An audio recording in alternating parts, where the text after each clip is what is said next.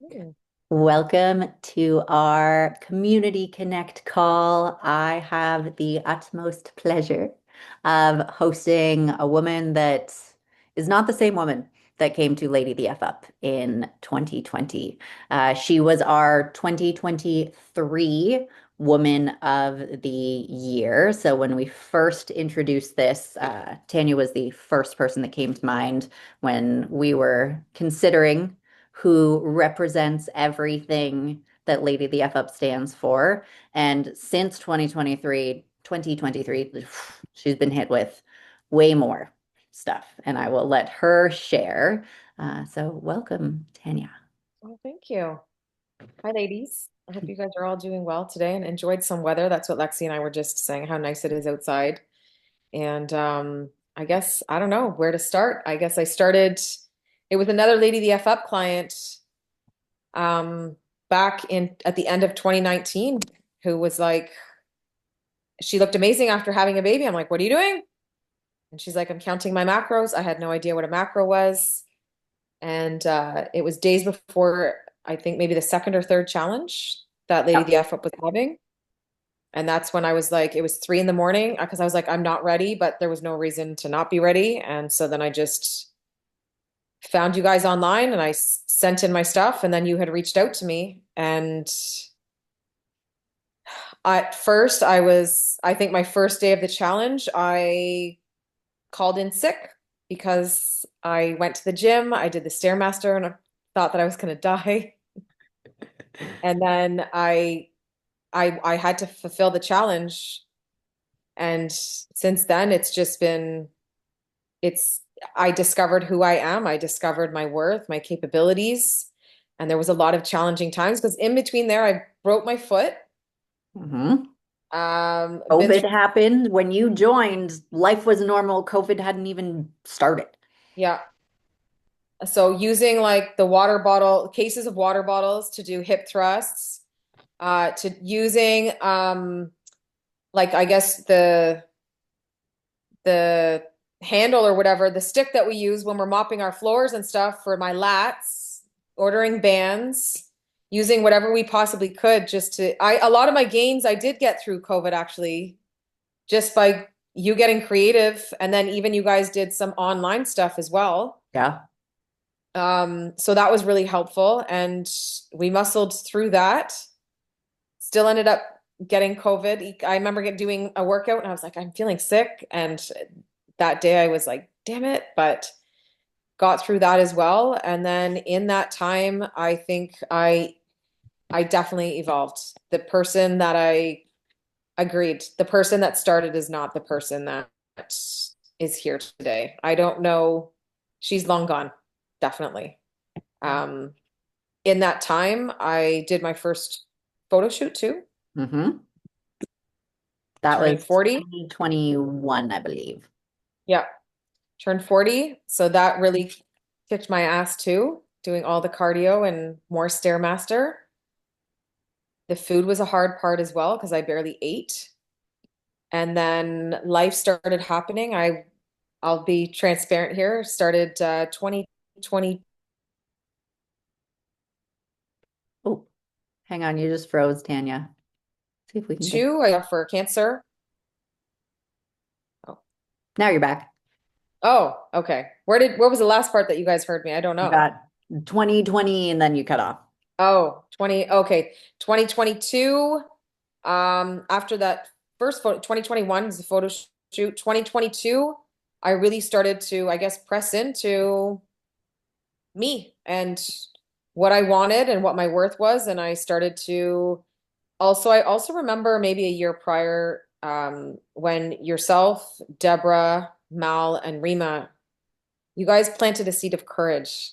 There was you guys sharing your journey in fitness and what it's done for you. And I remember being at the gym and I just broke down crying and I was like, I want this courage. I didn't know what meant. I just knew that I wanted there was something missing and that there was something that I needed more in my life. And I needed control of my own life. And that's when, like I said, transparency, 2022, I decided that I needed to take control of my life, and I left a 27-year relationship, and 2023 Oh, we missed you again. continued on, and then I had my redemption year. I was taking control of my life, so I did a photo shoot, and that was liberating. And then 2023, what did anything else happen in 2023? We did some cuts. We did German volume training. But it was just you became a big part of my support in every way, mental, emotional. I finally opened up to you about what was going on in my personal life, which you had no clue. Hmm. Um, and then in 2024, that's when I started, I went for another or mammogram and ultrasound, and they were supposed to monitor me for surveillance. And they just missed my surveillance. They missed my diagnosis. I had another photo shoot in 2024. And then because of, I think, the tools that you gave me in knowing my nutrition, in terms of nutrition, working out, and knowing my body, I really discovered like you get to know like what your body can and can't handle. I knew something was wrong and I went back. And that's when I went for I guess I went for another mammogram and ultrasound, and I was diagnosed with breast cancer. Oh. Um, that was hard to break to you as well. Oh, I remember. I remember both of us just sitting on that call and tearing up and being like, "You're strong as fuck. You've gotten through everything that life has thrown at you so far." And this is another thing that now I'm not going to say like on the other side of it, but in it, and how much you did advocate for yourself. Like, we knew that you could get through it, and here you are today sharing. Yeah. And yes, I knew I wanted to share at some point the Lady the F Up motto. I have it, empowering women to be brave, strong, and resilient in the face of challenges. And ugh, I'll tear up because I really don't think I'd be where I am without my coach and just without everything you set me up to succeed. Because if I even look at, I did go um, on social media when I was ready to, I took 3 weeks to kind of process what was about to go down because at that time I didn't know. And when I share my journey of, I don't know if I need chemo, radiation, I wasn't sure what I would need. I didn't know what stage. And then finally, when they just put me straight into my first surgery, which is a lumpectomy with a sentinel node biopsy, that's when I got to know, I started digging and I started picking your brain and I started was like, there's got to be a natural way. And I respect everybody's choices for what they do, but I knew that I knew my body and I knew I was capable of healing. So 3 weeks ago, I had a mastectomy. In that time, I had to advocate with the doctors. And that's when I had told you about that conversation, when the surgeon had called and said, your genetics came back. Because 5 days prior to me, my mom was diagnosed with cancer as well. And that's when the surgeon called me and he said, you don't carry the gene. We need to talk about treatment. And I said, I'm not doing radiation. I know my body, what my body's capable of doing. And I've been through many doctors, um, advocating that I'm a gym rat. I know my nutrition. I know my body's capable. And I went in with such confidence that there was nothing that was going to shake that. So now that I'm 3 weeks post mastectomy, I had to go into hyperbaric treatment, which is they give you 100% oxygen. So on a regular, we breathe 21% oxygen. Um, but I guess the oxygen molecule, I guess it's smaller than our plasma, so it can get to the tissue for recovery. And that's where, again, you set me up to succeed because they wanted to sell me a supplement to take 5 days prior to surgery and 5 days after. And you're like, all you need is your protein. Like, really dive into that. And so now here we are.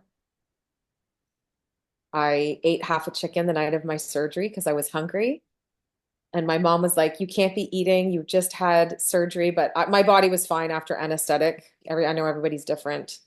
And then I've just continued on. And that's where the doctor had said, looking at all my wounds, and he's never seen anybody recover as fast as I have. And I really honestly I owe everything to just listening to you and just seeing all the other coaches put all of the information out there in terms setting everybody up to succeed, whether you're with Lady the F up or not. There's so much valuable information. And one thing about you is you are consistent as fuck. No matter what life throws your way, I'm getting to the gym, I'm getting my protein. I know that an issue for you is tracking pretty consistently and hitting your macros plus minus 5 grams. That's been an ongoing thing, but your food choices are never, oh, I'm going to hit the McDonald's drive-through to fuel myself. It's I'm going to stop and I'm going to get a rotisserie chicken, or I'm going to go to Farm Boy and I'm going to get those veggie wraps that Rima has, and I'm going to eat those because you always prioritize quality fuel in your body.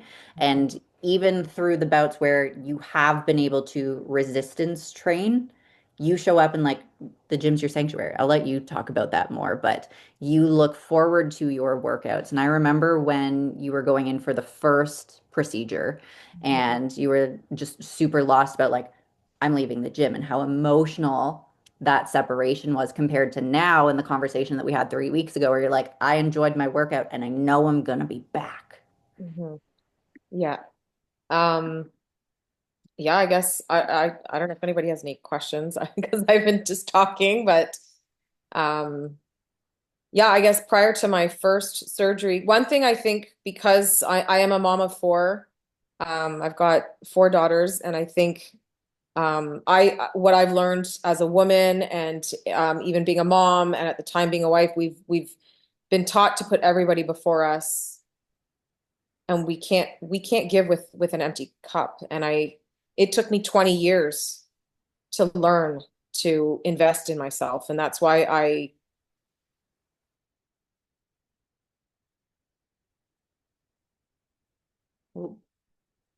the gym I could lock in, and I've established. Oh, You're is back. my internet up? Oh, I'm back. Okay. Just the friendships that I've even gained there. I've got my Lady the F up gear. I've got my shirts. So even then, women in the gym were like, "What are you doing?" Because I wasn't worried about anybody watching me. But then that's when I remember Tanya. She's like, "What are you doing?" And I'm like, "Lady the F up." And then it just spiraled and spiraled, and now we've got women, from my gym that have joined Lady the F up, and it's just gone over and over. And it's just it's nice because we have different coaches, but we're like, okay, well, Lexi said to do this, so we also piggyback off. We still follow what our coach says for us, but we those little tips and tricks when we come together and speak as a community and connect with each other, it's like, okay, it's nice to have that because the coaches are consistent. But I wasn't going to now give up my time anymore. I 20 years of putting everybody before me, and now I really all I wanted was that 1 to 2 hours a day to myself, and it was a non-negotiable. And now I'm just even now if I'm not as busy, I'm like, nope, I want my time for me, and the gym is my spot. I had my moment this morning, because I'm healing well. I still can't put my had my implants. I had reconstruction, so it was done under the muscle, so I can't put my hands above my head yet, and I can't lift more than 5 pounds. But I had my moment this morning, um, where I'm like, I really miss the gym.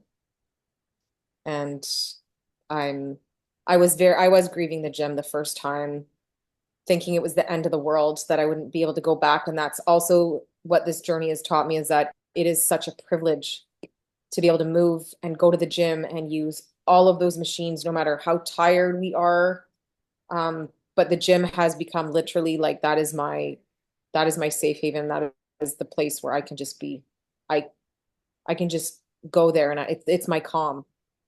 And still challenge yourself at the same time. You are someone who is comfortable being uncomfortable and pushing yourself and being in the burn of taking a set to failure and pushing yourself on the stairs to beat your previous time.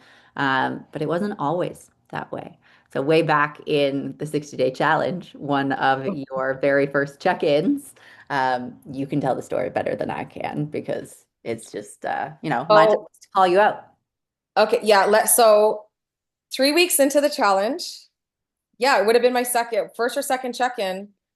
I send my pictures in, and bless Lexi, because I was like, she's like, you're not where you're supposed to be.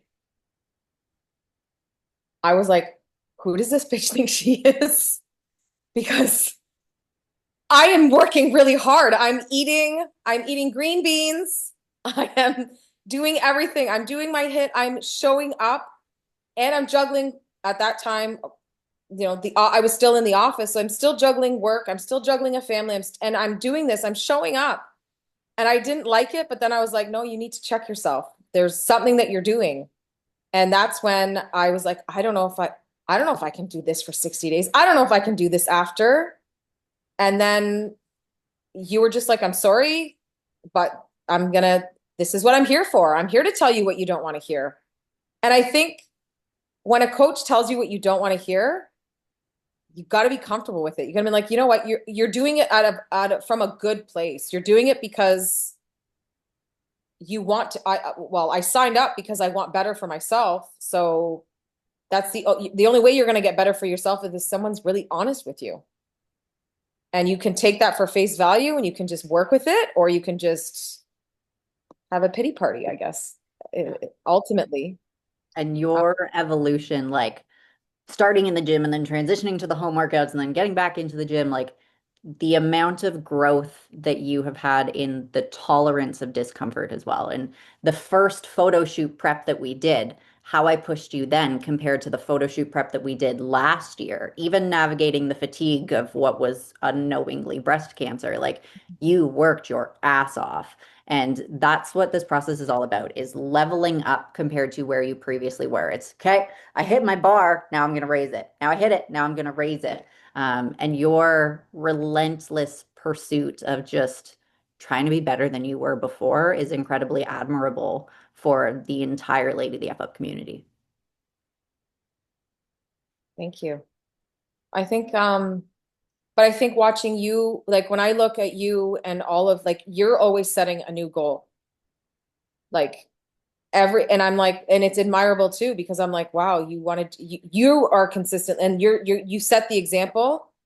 The one thing I remember back in 2020 when even you used to post if there was times that you were very transparent. That's the one thing I love about you. You're so transparent. At the time, I remember you like you would show what your skin would look like if you ate gluten or if you're just like, you know what, today I'm just gonna be that's it. I'm having my ice cream. It's I have my reasons. This is what I'm doing. But then you showed, if you were bloating or if like the rash on the skin and everything else, the transparent, it made it, you were real, like one of us. Like you're not saying here, I'm your coach. I'm here just to push you. I have to push you guys. You pushed yourself too. And I think, and one thing I admire is that I'm older than you. I'm over a decade older than you. And I'm like, I'm learning from somebody younger than me. And I love that it's not always that the younger generation can learn from the older generation.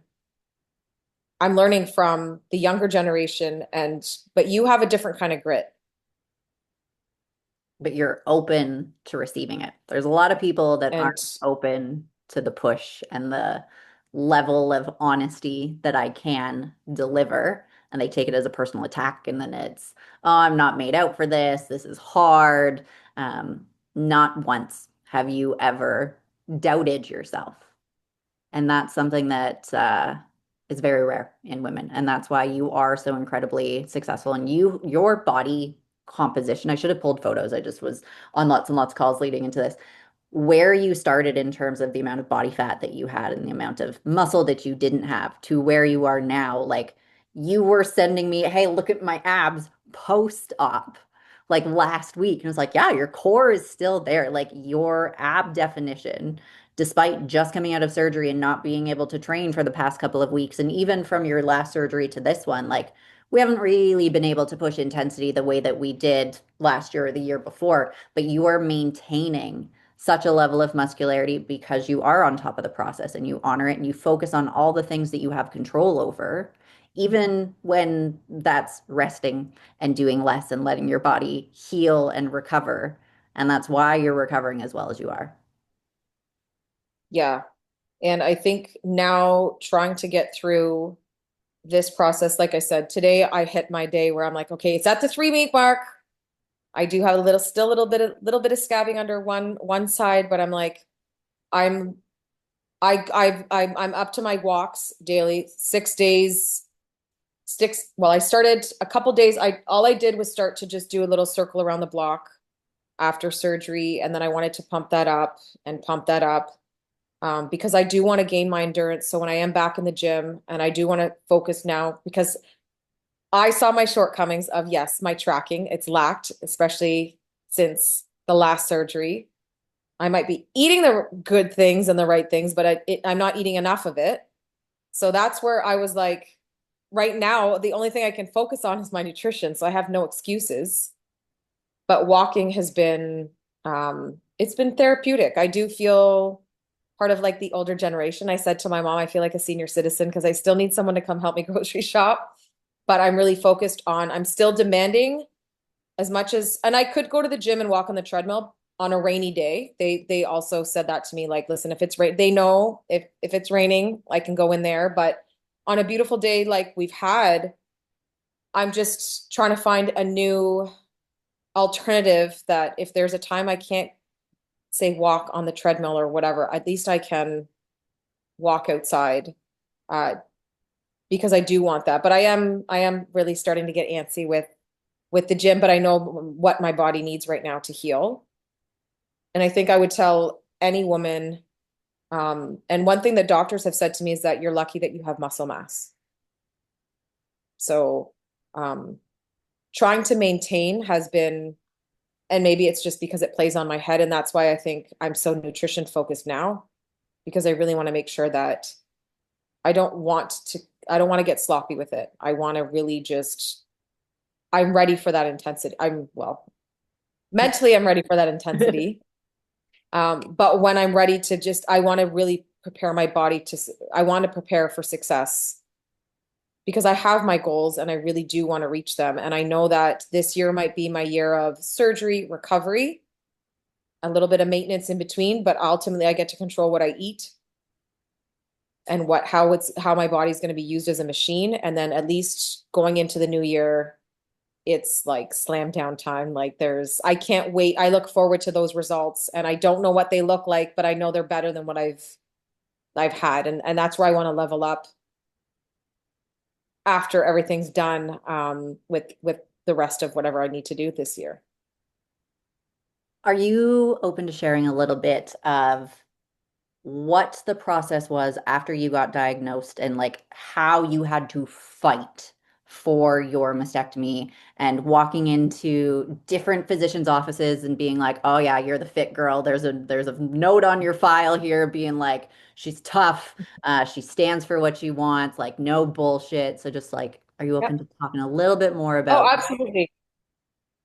Okay, I'm open. Like I'm totally open because it does help it does help other people. Like I said, your journey has helped me. So I was diagnosed in December, and I saw the first surgeon, and he just took pictures and was like, "You're gonna go in for surgery next month." And I had my first surgery, and then a week later, I had seen him, and I said to him, listen, like I'm good to my body. One thing when I first originally met the first surgeon, I was like, listen, I'm good to my body. I'm good to my body with what I eat. I live in the gym because if I'm not at home, my kids know that if I'm not at the gym, if I'm not at home, I'm either at the gym or I'm at Farm Boy. So those are the two places you'll find me. Um, but after I saw the first surgeon, when I did the surgery, that's when he said to me, don't worry, we'll get you back in the gym because I had that was the first thing that I had pleaded um to the surgeon, and I saw him a week later, and I also had five other masses in my left breast. So when I saw him, he goes, "Okay, so thankfully there was no lymph node involvement, which I'm grateful for." And he said, "So the next step, we were waiting for my genetics to come back." And I said, "Okay." He goes, "So," I said, "Well, I want a mastectomy." And he's like, "Well, I think that you're making an emotional decision." And I was like, "Well, I don't think I'm making an emotional decision." And he said, "Well, that's what treatment's for, and it's going to tell your left breast to behave itself." So I didn't really know what it meant at that time because 2 weeks later I had an oncology appointment. And all he said at the end of the surgeon said at the end of that appointment was, I, um, all he said was, enjoy the next 2 weeks before everything starts. I had no idea what he meant by that. So 2 weeks went by and I saw the oncologist. Now, my first appointment was at the hospital and it was across the chemo center. So I had walked in, and I don't think I don't know if I've really shared this, but I walked in and I got angry immediately because the reality of something like this, knowing how good I've been to myself and my body and nutrition and like being in the gym, I just got angry because there was just so many people in the chemo clinic and they were so much older than me. And then I had to go to the bathroom. I had to go pee. And if you have chemo, you have to flush twice. So I knew, at least seeing all the signs everywhere, it really hit me and it really made me angry. So I walked into his office and I see him, and and at that time everyone's wearing masks still in February. So he said, I'm I'm your oncologist. I'm here to sell you your life insurance policy.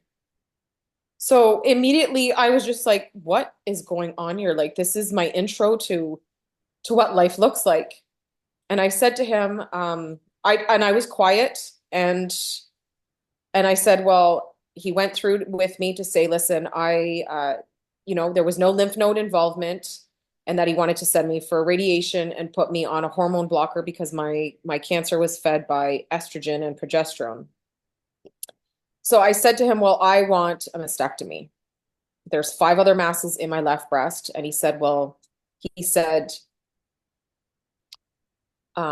good luck Oh, she froze again. But it was good finding a luck. surgeon to me. So her surgeon had said he would, You're oh, back. I'm You're back. back. He said My good mom, luck.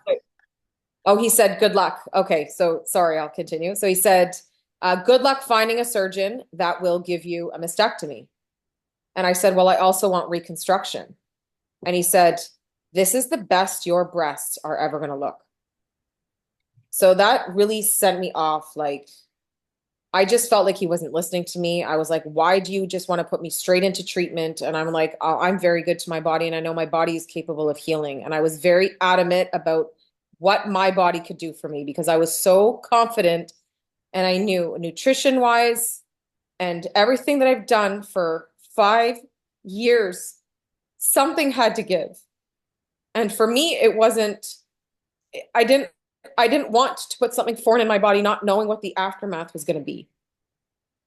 So that's when I did kind of spiral mentally and emotionally. I did really just, it was my body just flared up like, and finally, and I went through every single report from the time back 2 years ago. And I went through it with my mom's surgeon took his own time, 2 hours going through all of my scans from 2 years prior. And in that time, that's when we discovered that the hospital had missed my, and they did my first biopsy. They didn't take the tissue that contained the cancer because at the time it was contained in my milk duct. And then in 2024, I went back for a mammogram and ultrasound and it said monitor for surveillance. Monitoring means 6 months later, they're supposed to make an appointment for you. They didn't make one for me until March of this year. But my body, my lymph nodes were big and I was listening to my body in November. And that's when they did the second biopsy, it now became invasive. So now the tumor had grown outside of the milk duct. So now here I'm in with this oncologist and I'm just like, and I said to him, I also have ADH, was atypical hyperplasia, which is the baby breast or the cells of cancer existing in my tissue. And he just said, oh, so you read your report. So again, I would encourage any woman, anytime you go for anything medically, read all of your reports and ask questions like a 5-year-old curious child, or even like how you break things down, Lexi, to us. Like, I want you to do this because X, Y, and Z. and this is how it's going to impact your body. Honestly, it's been so helpful because now that's what's got my brain going now. Well, if they tell me this is what I have to do, why am I doing it this way? And why is everything so standardized? So by the time I left that appointment, I was like, I felt lost. And he put his mask down. And he goes, and this is what I look like. That didn't matter. And I really was so defeated. And I cried and I cried and I cried. Um, and then finally I saw my first surgeon again. And my genetics came back. And that's when he said to me, your genetics came back. You don't carry the BRCA gene, which I was like, okay. He goes, so we need to talk about treatment. And I said, I'm not doing radiation. And he's like, pardon? I said, I'm not doing radiation. He's like, okay. I said, I have been good to my body. I live in the gym. I know it's capable of doing very good things for me. It's capable of healing. I know what my body is capable of doing. And I said, I have my different goals. So certain things, I do have my body dysmorphia. I'm not going to deny that because I set certain goals for certain things in my life, or just the way that whatever season I'm in, or whatever it is that I'm doing at that time. And so I said, my body is capable of healing. I said, I do not want, I did some research. Thankfully, also, Lexi, when I reached out to you about not knowing what any of the side effects were, nobody explained to me at all. No medical practitioner. They had said, we're going to get you to see a radiologist oncologist. Again, I'm not discriminating against anybody's treatment, but this was what was best for me. Nobody tells you the side effects. So I started talking to colleagues who were survivors. And then Lexi also connected me with other women in the Lady LTFU community. And I've spoken with women all the way from Ottawa, Montreal, Toronto, Kitchener, London, different hospitals within our province.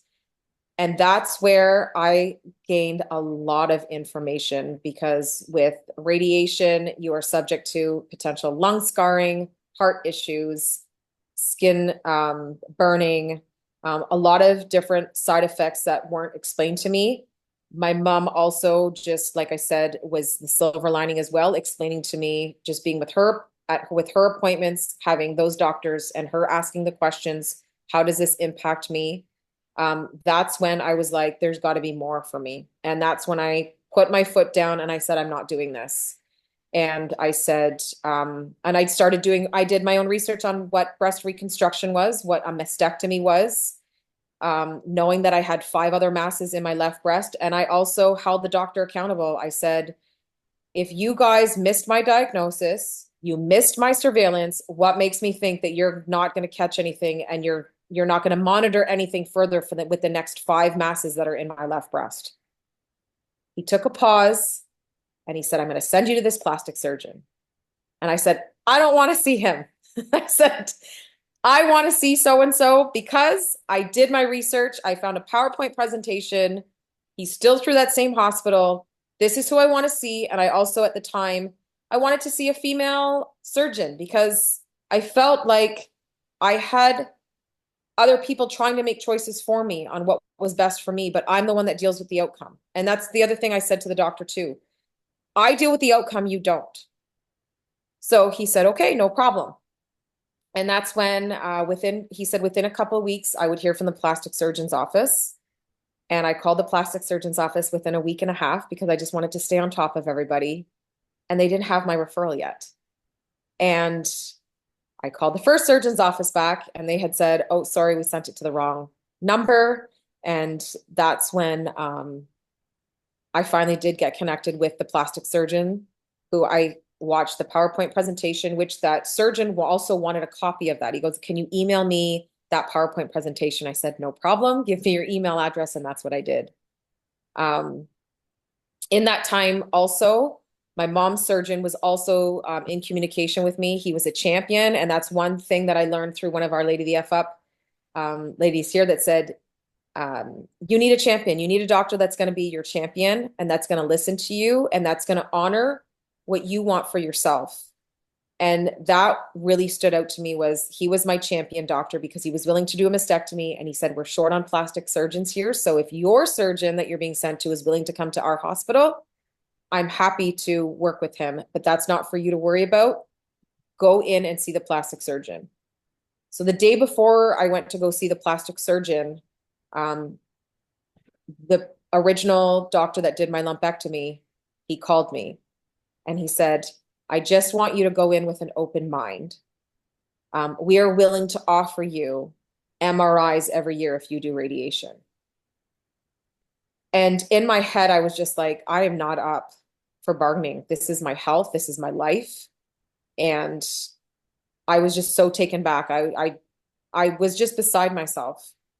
The next morning, I had gone to see the plastic surgeon, and I didn't think he knew me, but he knew me, because I've been very adamant and I've been making that stance that I'm good to my body. I'm capable of healing. And I kept feeding myself that because I really knew that I've honored every part of my Lady VF Up journey. I've taken so much feedback from, or learned so much through even the social media platform, but even the way, Lexi, the way that you break everything down, so detailed, but it's been so valuable because it helped me advocate for myself. Tanya, I And just that's when, hop in. yeah, We only have a minute left before this thing okay, sets off. okay. So, anyways, he said, you are the high functioning patient. And I said, yes. And that's when he discussed all of my mastectomy with me. So I had to wait a couple months for his surgeon to do the mastectomy. And here I am. I got what I wanted. I have peace of mind. And when I saw the surgeon and she said, how do you feel? And I said, I feel relieved. And that's when she said, you made the right choice. So I was very happy about that. You said that your surgeon was your champion, but I just want to read the definition. I just pulled it up. A person who fights or argues for a cause on or behalf of someone else or to support the cause of and defend. I truly believe that like you are your own champion and that's why you're here today, recovering faster than ever, taking care of yourself. And I'm so proud of you. Thank you. Awesome. Thanks everyone for listening. Thanks. If you want to reach out to Tanya, reach out to me and I can connect the two of you. You can also find her on Instagram. I'm on Instagram. I'm at Tanya